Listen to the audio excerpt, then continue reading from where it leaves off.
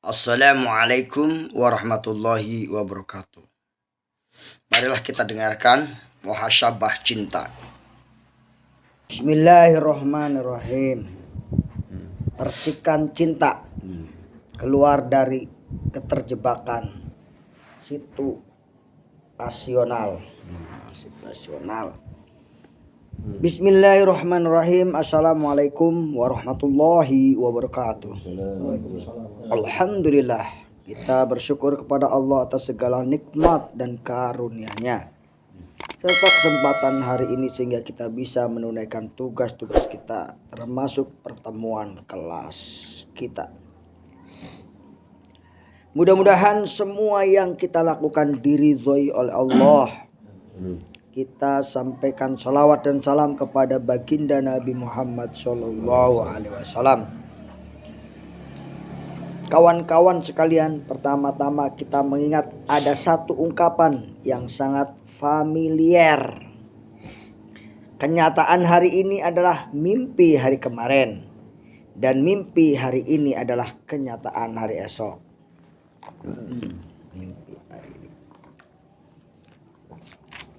Ungkapan tersebut biasa dimaknai bahwa kita harus berani bermimpi dan harus punya cita-cita. Target-target yang besar. Namun sebenarnya makna ungkapan tersebut lebih dari itu. Bahwa kita bukan sebatas punya mimpi-mimpi, namun kita juga harus berjuang mewujudkannya. Dan kemudian secara bertahap meningkatkan kualitas dan skala mimpi-mimpi kita itu. Artinya pertama kita harus berupaya mencapai mimpi atau cita-cita kita. Bahwa kenyataan hari ini adalah hari pencapaian mimpi kemarin. Kedua, secara bertahap meningkatkan kualitas dan skala cita-cita kita. Karena setelah mimpi kemarin menjadi kenyataan hari ini, maka kita perlu merancang mimpi dan cita-cita yang lebih baik untuk hari esok.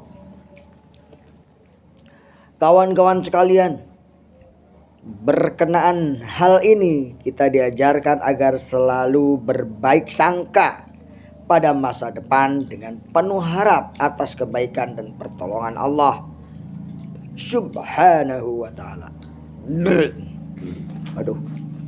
Maka kenyataan yang kita hadapi berawal dari apa yang kita pikirkan. Rada ganjel perawat ini. Didiet. Minum. Udah. Apa-apa yang kita cita-citakan, apa yang kita impikan, dan apa yang kita targetkan. Ana idza dhanni abdi bi. Sebagaimana Rasulullah SAW dari Abu Hurairah radhiyallahu anhu ia berkata, Rasulullah SAW, innallaha yaqulu anna inda dhanni abdi bi wa ana ma'ahu idza da'ani. Artinya Rasulullah SAW bersabda, Allah berfirman, aku sesuai dengan prasangka hambaku terhadapku. Aku akan bersamanya jika ia berdoa kepadaku. Hadis Bukhari Muslim. Lebih lanjut perlu kita tekankan bahwa mimpi dan cita-cita kita dari masa ke masa itu meningkat. Target-target kita dari tahapan ke tahapan itu meningkat. Baik dalam konteks pribadi maupun konteks organisasi. Maka kita mengenal adanya tahapan amal. Akan tetapi kawan-kawan sekalian, kita sebagai manusia sama dengan manusia yang pada umumnya. Kita sering lupa, kita sering gagal fokus, kita gampang teralihkan perhatian. Maka seringkali juga kita lupa apa agenda dan persyaratan yang harus kita penuhi pada tahap kita saat ini. Agar bisa naik kelas, masuk ke tahap selanjutnya. Ketika terlalu asyik dengan rutinitas, kita mudah lupa bahwa kita harus meninggalkan fase ini meninggalkan sebagian kebiasaan-kebiasaan atau cara-cara yang tidak lagi sesuai dengan tahapan berikutnya. Jadi tahapan amal itu sebuah keniscayaan. Namun seringkali adanya jebakan-jebakan yang melenakan kita. Akibatnya banyak sekali kendala ketika kita mau berangkat berpindah dari satu tahap ke tahap yang lain. Hal inilah yang saya sebut dengan istilah jebakan mihwar. Kawan-kawan sekalian, kita ingat dengan nasihat almarhum Allahu yarham bahwa ikhwah dan akhwat fillah, saat ini gerakan dakwah kita memiliki rakizah sia-sia, yakni stressing atau titik tekan pada bidang politik. Hal ini perlu saya garis bawahi mengingat adanya beberapa hal yang kadang-kadang menyebabkan kita mengalami keterjebakan situasional. Misalnya, ada yang mengatakan atau menganggap kita masuk ke dalam mihwar siasi atau era politik. Padahal dalam manhaj kita hanya dikenal mahawir arba'ah atau 4 era, yang di dalamnya tidak ada mihwar siasi atau era politik. Bagaimana hal tidak ada mihwar tarbawi atau era pembinaan? Keempat mihwar dakwah tersebut, yang pertama adalah mihwar tanzimi atau struktural, yang kedua mihwar sya'bi atau masyarakat, yang ketiga mihwar muasasi kelembagaan, dan yang keempat mihwar daulah atau negara.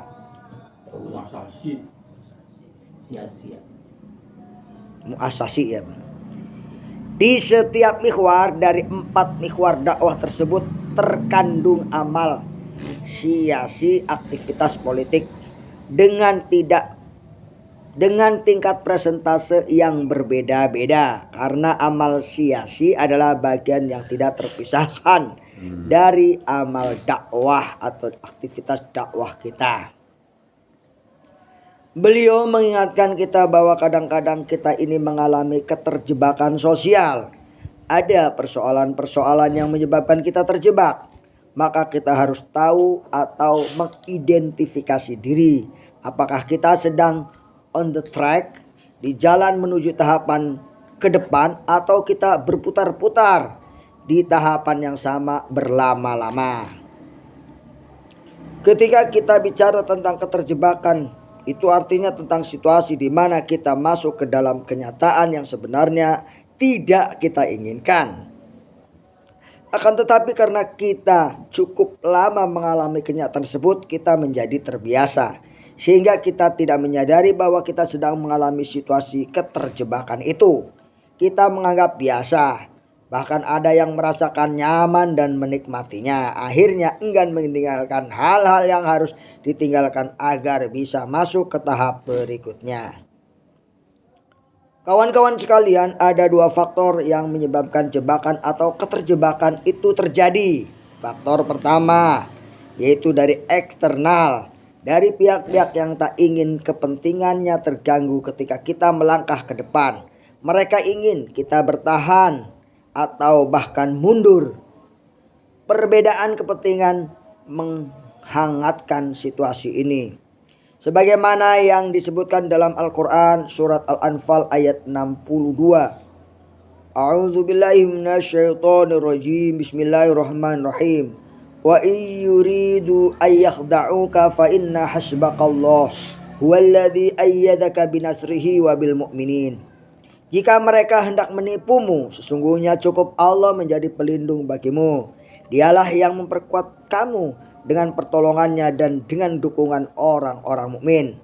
Quran surat Al-Anfal ayat 62.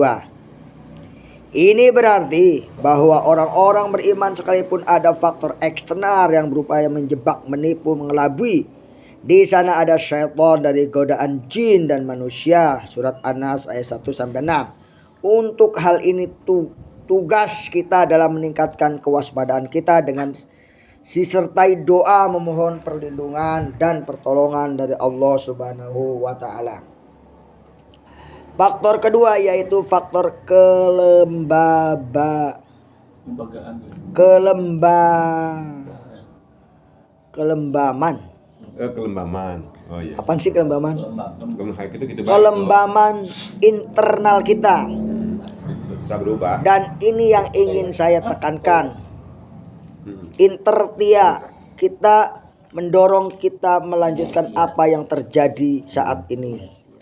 Mirip kendaraan yang diam, yang sulit bergerak, dan yang jalan akan sulit berhenti. Faktor kelembaman internal ini menyebabkan kita terjebak, tidak bisa melanjutkan langkah pada tahapan selanjutnya. Dalam hal ini kita kutip dua ungkapan yang bisa menjadi catatan untuk kita. Banyak orang yang sebenarnya kreatif namun terjebak rutinitas sehingga akhirnya tidak lagi mampu mengeluarkan ide-ide kreatifnya. Yoris Subastian. Petualangan mungkin akan menyakitimu, tapi terjebak dalam rutinitas yang tidak kau sukai akan membunuhmu pelan-pelan. Firas Basari. Mungkin sebagian orang berprinsip seperti ungkapan tersebut, mendapati kenyataan rutinitas tidak bergerak, jumud dan kemudian menghindar. Akhirnya di kalangan kita tiba-tiba siswa kelas kita menjauh atau pergi menghilang. Faktor keterjebakan inilah yang harus dihindari. Lanjut. Terus. Kawan-kawan sekalian, ada satu penjelasan ulama yang menarik sekali. Posisi jenazah pada kasus sholat jenazah seringkali dipahami sebagai sesuatu yang sudah given,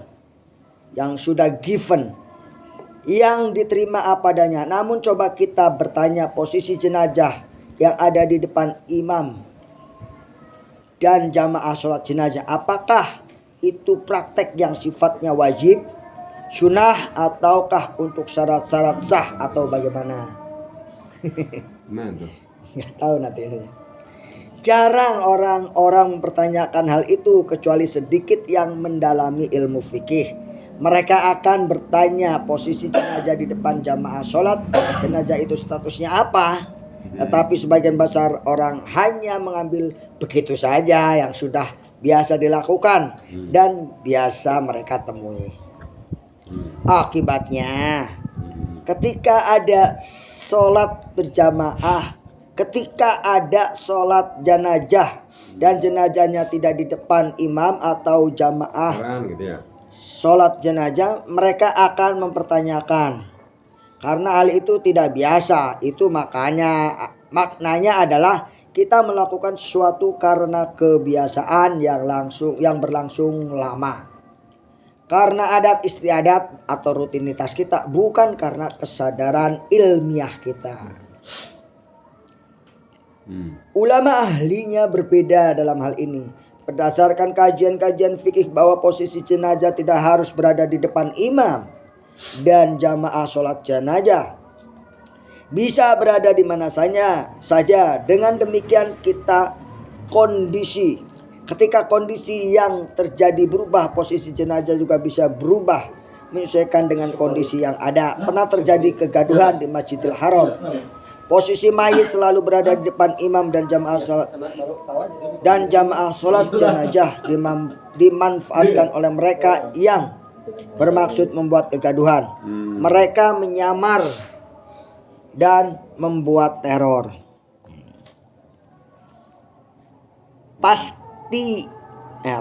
Tulisannya nggak kelihatan. Pasca kejadian tersebut, praktek sholat jenazah terus dijalankan, namun mengalami penyesuaian. Ada perubahan. Kini kebiasaan meletakkan jenazah di depan imam atau jamaah sholat jenazah itu tidak lagi dilanjutkan. Mayit diposisikan di tempat jenazah khusus, bukan di depan jamaah yang melaksanakan sholat jenazah. Ini berarti seringkali kita melakukan satu berulang-ulang, lupa dengan status dari apa yang kita lakukan. Kita mengalami keterjebakan situasional. Kawan-kawan sekalian, banyak sekali praktek-praktek dalam tahapan tertentu dalam dakwah kita yang kita ulang-ulang. Padahal sebenarnya praktek-praktek tersebut bisa diterima dan dimaklumi jika dikerjakan hanya pada tahap itu saja atau pada tahap sebelumnya. Sedangkan untuk tahap selanjutnya praktek-praktek tersebut harus ditinggalkan dan diperbaiki sehingga kita pantas untuk bisa naik pada jenjang atau tahap berikutnya. Yang apa yang bisa contohnya tuh? Ya, contohnya. Terus. Selanjutnya, Mana? sebagai perumpamaan, ketika ini umpamanya ya, ketika usia siswa SMA mendapatkan beasiswa itu membanggakan. Ketika kita mendapatkan tepuk tangan atau predikat prestasi. Namun pada tahapan orang dewasa yang sudah lulus kuliah dan usia kerja, bagaimana jika mentalnya tetap tidak berubah? Waduh, kebiasaannya mencari bantuan atau beasiswa untuk memenuhi kebutuhannya. Nggak apa-apa, beasiswa mah buat sekolah. Kurang mah berapa tambahnya? Setiap tahapan menurut peran dan kontribusi yang berbeda-beda. Ada waktunya mendapatkan manfaat dan bantuan, ada waktunya berkhidmat dan menghadirkan pengorbanan kepada sesama. Gantian, maksudnya gantian masih beasiswa. Iya, sekarang bagian ngasih udah semuanya gitu kan. Di kapas dokter. Ada masalah yang lebih pelik selain dari faktor kelembaman seperti contoh tersebut di atas, yaitu permasalahan di mana kadang-kadang kita menikmati kelembaman tersebut, merasa nyaman menjalaninya akibat kebiasaan berlama-lama merasakan manfaat dan nikmatnya. Pematungan daunnya. Berikut ini ada ungkapan yang menarik dan menjadi guyonan di kalangan anak muda. Lebih baik terjebak di perpustakaan bersama kamu daripada merasa sendiri di kantin. Arumi. Arumi itu. Permasalahannya banyak keterjebakan yang dirasakan indah, dijalani dan dinikmati. Keterjebakan yang telah menghadirkan kepada kita comfort zone-nya. Comfort. Apa artinya? Nyaman. Kebiasaan yang membuat kita merasa nyaman dengannya. Mari kita perhatikan contoh kebiasaan di dunia dakwah kontemporer. Sejak tahun 90-an banyak kepeloporan dalam mengarustamakan zakat mal di kalangan umat. Ada pendekatan pengelolaan zakat melalui lembaga-lembaga yang disebut laj. Ada pula yang baru itu dikembangkan, bahkan infak zakat dikelola secara profesional. Lembaga yang fokus di bidang tersebut dengan tata kelola tertentu, ada kemajuan pengelolaan dan ada perkembangan pencapaian, penghimpunan dan penyaluran zakat. Seiring perkembangan waktu, inisiatif kebaikan ini diterima masyarakat, bahkan juga pemerintah. Pada tahun 2001 pemerintah membuat Badan Amil Zakat Nasional Bajnas. Lalu 10 tahun berikutnya terbitlah Undang-Undang Zakat pada tahun 2011. Ini semestinya dapat dipandang sebagai kemajuan dakwah, bahwa amal khairiyah diterima masyarakat dan bahkan diadopsi oleh pemerintah. Ini pencapaian yang bagus di kalangan umat yang harus disyukuri, bahwa kebaikan makin berkembang, bahkan diakomodir bukan hanya dalam kehidupan keumatan tetapi juga diterima oleh pemerintah dan DPR dalam kehidupan kebangsaan dan kebernegaraan. Bukankah itu kemajuan? Bukankah tahapan dakwah itu telah berkembang? Namun sayangnya banyak para pengurus pengelola zakat, para relawan zakat yang tidak menyadari hal ini. Alih-alih mensyukuri, sebagian menganggap bahwa kehadiran Bajnas sebagai sebuah ancaman. Karena dakwah khairiyah berubah menjadi medan persaingan, perebutan kepentingan. Bagianku terancam. Inilah salah satu contoh jebakan mihwar itu, bukan pada aktivis dakwah melihat dari potensi zakat yang lebih dari 320 triliun itu sebelumnya sampai 5% yang dapat dikelola. Artinya masih ada 95% potensi zakat yang masih menjadi PR bersama. Kenapa tidak mengubah mindset agar bergandeng tangan menyelesaikan PR umat yang besar ini bersama-sama? Sudahkah waktunya para relawan laj membesarkan lajnya sekaligus ada yang berbagi tugas membesarkan Bajnas? Bukan Bajnas berperan sangat strategis di bidang pengelolaan zakat meskipun lahirnya belakangan. Marilah berpikir besar dengan keluar dari keterjebakan yang berkepanjangan. Kawan-kawan sekalian, kita bersama umat telah bersepakat melakukan perubahan. Kita mendapatkan keteladanan mulia dari Sayyidina Umar bin Khattab yang berani melakukan dan menampilkan 45 jenis inovasi yang levelnya kenegaraan dan dunia. Sedang kita ini dituntut berinovasi tidak seharusnya sekelas zaman Sayyidina Umar, namun yang mendesak adalah inovasi untuk mendapatkan sumber-sumber baru bagi pembiayaan organisasi. Sumber-sumber bisnis baru yang halal. Siapapun kita perlu melakukan bisnis atau mengelola aset-asetnya. Apapun profesi pokoknya yang ditekuni. Dengan demikian agar didapat pembiayaan kegiatan dakwah kita yang cukup dan memenuhi kaidah syar'i sesuai dengan adab keumatan, kebangsaan dan sesuai dengan regulasi NKRI.